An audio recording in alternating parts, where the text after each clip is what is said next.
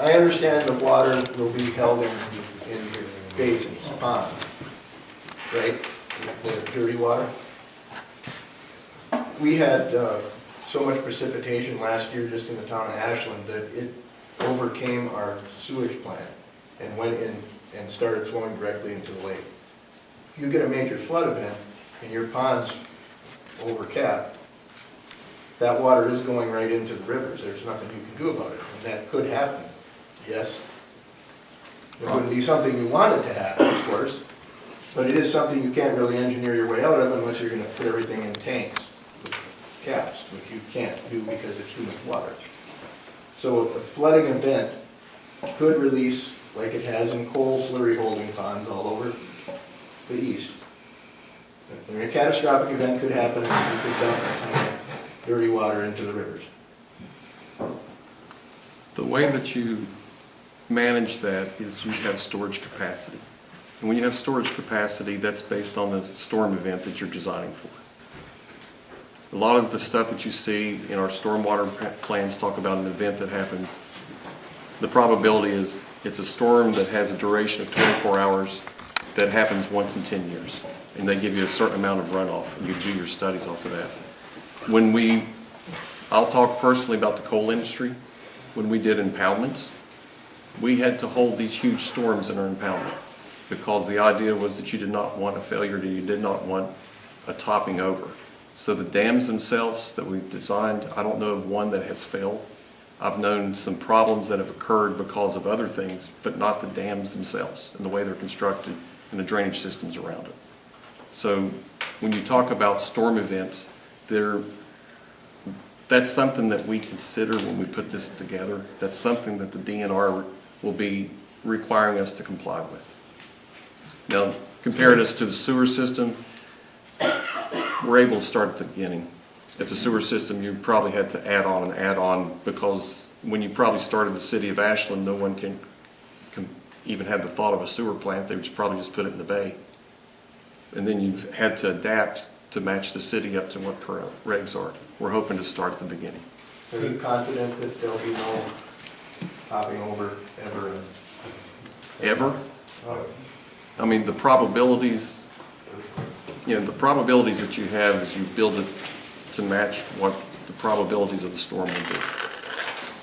Let me take that further with Ann just a second. And does the DNR, when they have them develop their sediment pond and so forth, do they set up for 1,000-year floods and 100-year floods and all that kind of stuff and the requirements? Probably not 1,000-year flood. I've never heard of 1,000-year. Right, I've never heard of 1,000-year flood. But 100-year floods? There's been hundreds, 50s, 25s, 10s, 2s, 1s. There's all sorts of different criteria. Charlie, last question. Part two. This came up earlier, and I'm just going to read part of the article from one of your compatriots, but it was on the air permit exemption. And it stated, the air permit exemption was issued because projections indicated the sampling would generate less than 10 tons of dust. It also required them to keep it wet in the bulk sampling process, so that would be minimized. Asbestos-like material has been found on the mine site, but Hart said state law allows your department to regulate hazardous materials only if they come out of smokestacks. Federal agencies regulate asbestos mines, but it's not clear which laws apply here. The state law wasn't written with this kind of operation in mind.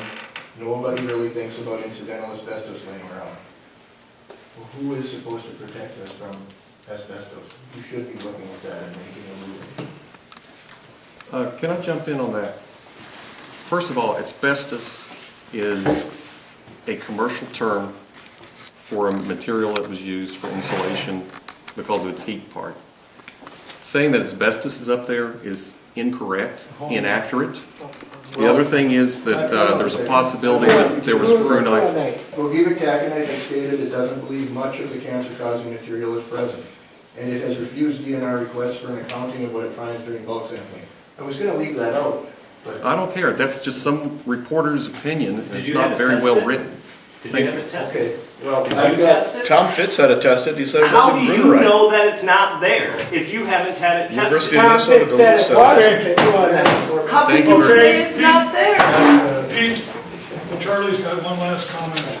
I would just like, thank you, I appreciate it, but I would like to hear Ann's response to my initial question. Who do we talk to if there is or isn't, if you suspect there might be, who comes in to protect us?